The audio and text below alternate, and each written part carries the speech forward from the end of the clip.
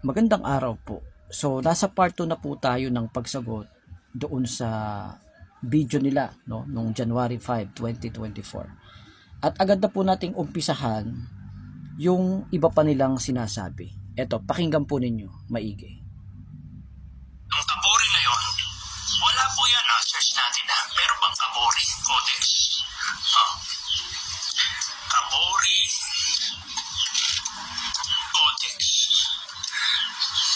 Ano pong lalabas nito?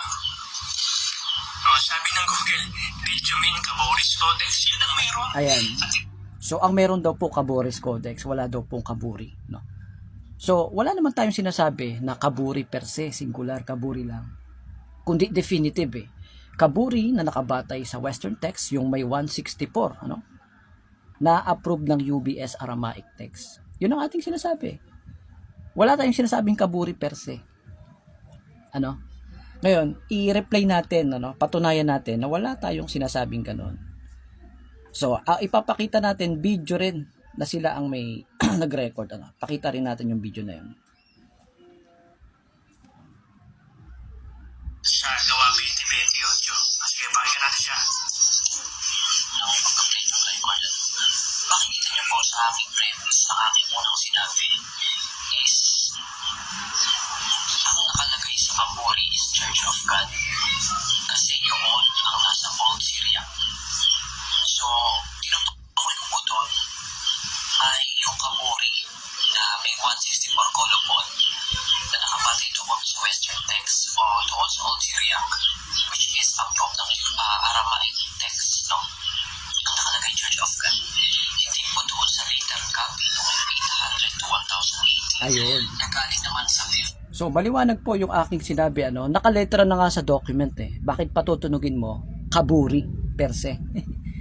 Yung ating sinasabi. So, definitive naman yung ating sinasabi, no? Kasi ang kausap natin na sinasagot natin, nakaraan, is typical Filipino. Kahit sabihin mong kaburi, sinabi mo naman, definitive, 164, nakabatay sa Western text, at doon sa UBS Aramaic text. Naintindihan na yun, no? So, ampaw yung pamumuntos na ito na hindi na naman makakapuntos. Ngayon, patulan natin yung iyong sinasabi. Bagamat ito hindi natin batayan, pero tignan natin kung makakapuntos ka sa pagkakataong ito. Sabi mo, gamitin natin yung Google. Di gamitin natin ang Google.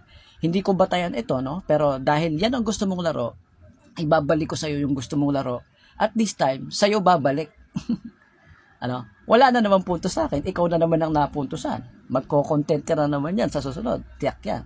Eto. So, ano po ang basa nyo dyan, mga kababayan? Kayo na po ang humatol. Ano? So, mula nung part 1 hanggang ngayon, wala pa ring na ipupuntos. Ano? Itong ating kausap. Ngayon, puntahan natin yung ibang sinasabi niya at tignan natin. Ano? I-replay lang natin dito. Eto, pakinggan nyo po yung kanyang sinabi. At hindi totoo na ang nakasulat sa Old Syriac ng Church ng Acts 20:28 ay Church of God. Bakit? Una, yung Old Syriac po, base sa mga na-discover ng mga Bible scholar, wala pong Book of Acts doon, hindi po nag-survive. Yun po ay ang umiran lang yung Matthew, Mark, Luke, and John. Kaya kasi nungaling. Ayun, so ang sabi po niya, bakit? Una, yung Old Syriac, sa na-discover ng mga Bible scholar, wala pang Book of Acts, di nag-survive. Ang umiira lang, ang Mateo, Marcos, Lucas, and John. Yun yung kanyang stand, ano? Diyan sa sinabi niya na yan. Unang-una, yung thought, wala naman sa atin yung thought, no? Ang sinasabi natin, Western text, nakabatay sa Western text or Old Syriac. Wala tayong sinasabing Old Syriac Gospel. Ngayon, aatakihin niya tayo doon sa mga Gospels na nakapaloob o associated doon sa Old Syriac. Wala naman tayong sinasabing Old Syriac Gospel. No? Pero pagbigyan natin siya, ano? Tignan natin kung makakapunto siya. Pero sa tingin ko, sa'yo na naman to babalik, kaibigan. Ano? Sabi mo, walang Acts na nag-survive doon sa Old Syriac. Nakalimutan mo yata yung inyong live kung saan sinabi nyo doon na merong Acts 20:28 na nakasulat Church of Christ. Noong year 78, ayon kay Asimani doon sa kanyang bibliotek. Ito yung inyong aklat. Ayan. So, pakinggan natin siya. Ano pong sinasabi sa aklat na yan? Tungkol po sa Syriac manuscript. Ayan. At Edessa, Ayan. I-fast forward na po natin para maintindihan natin ano ba yung punto niya rito. AD. Napansin po ninyo, first century, mayroon ng Aramaic manuscript. 78 AD. Mayroon na pong Aramaic text ng bagong tipan na kopya. At ang nakalagay nga doon, sa Acts 20:28, Iglesia ni Cristo. Ayan. So, hinto natin. So, ang stand mo rito, nung una, sa Acts 20:28, meron ng Aramaic. Dito sa year 78, meron ng Aramaic scripture. At ang nakasulat nga sa Acts 20:28 ay Iglesia ni Cristo. Akala ko ba ngayon, sabi mo, walang Acts doon sa Old Syriac. Diba? So, ito yung aabangan namin kung paano mo ito lulusutan at sasagutin. So, tatalakayin natin ito mga kababayan sa susunod.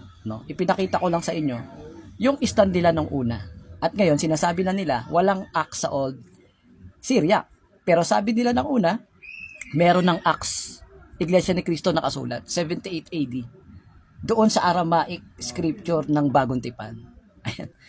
Ngayon, ituloy po natin itong ating pagsagot sa kanilang mga tanong o sa kanilang mga ipinupukol sa atin. So this time, punta naman tayo dito sa isa pang record. Eto. Pakinggan po ninyo. Sabi ni Elvin, tama na natin dito yung sinabi niya. Kaya mahalaga yung reading comprehension. Bagamat sa ulat ni Stephen Silver, Ayan, gusto ko pong pansinin nyo yung kanyang sasabihin. Dito kasi sa nakaraang pagsagot natin, ipinakita natin, doon sa transcription ni Stephen Silver, merong mga scribal error ayon mismo kay Stephen Silver sa kanyang introduction. Ano ngayon yung tugon nitong ating kausap patungkol dun sa aking sinabi na may scribal error? Pakinggan nyo.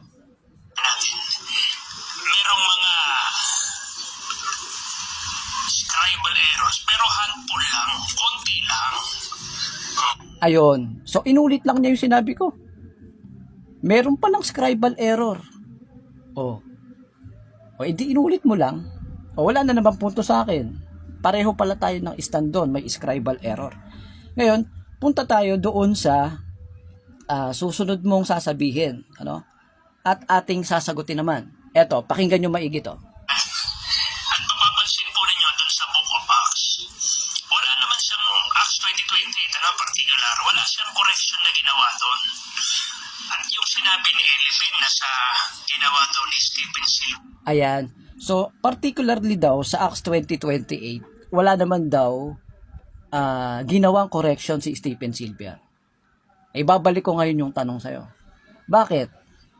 Si Stephen Silver ba at ang AramaicScripture.com ang magde-decide kung ano ang tamang reading variant sa Gawa 20:28? Bakit sa kanya mo ipapakorek? Diba?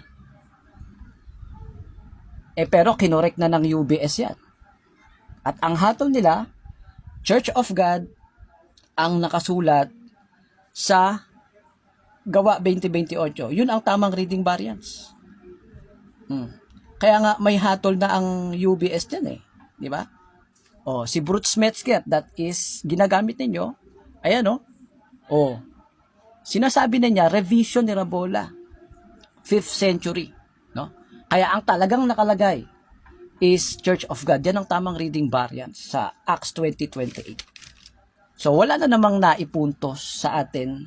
Bumabalik lang sa'yo yung content mo. Ikaw ang napupuntusan ipagpapatuloy natin itong ating video. Sa susunod na pagsagot natin, dito ako natawa Abangan po ninyo mga kababayan.